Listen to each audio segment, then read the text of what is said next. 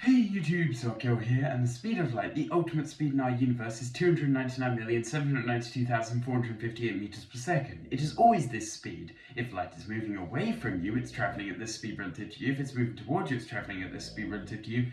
And if you're moving along with it, it's traveling at this speed relative to any other observer.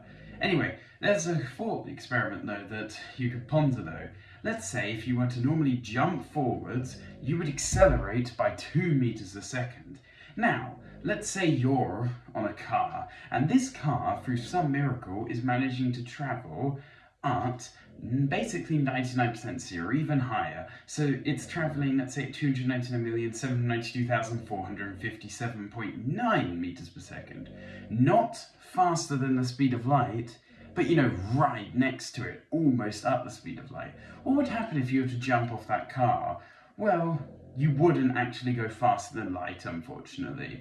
This may seem obvious if you think about the nature of light, but the reason why is just because it uses relativistic physics, and in classic Newtonian physics, you would just add up your jumping speed at 2 meters per second, for example, and your earlier speed of 1 meter per, or a tenth of a meter per second below the speed of light.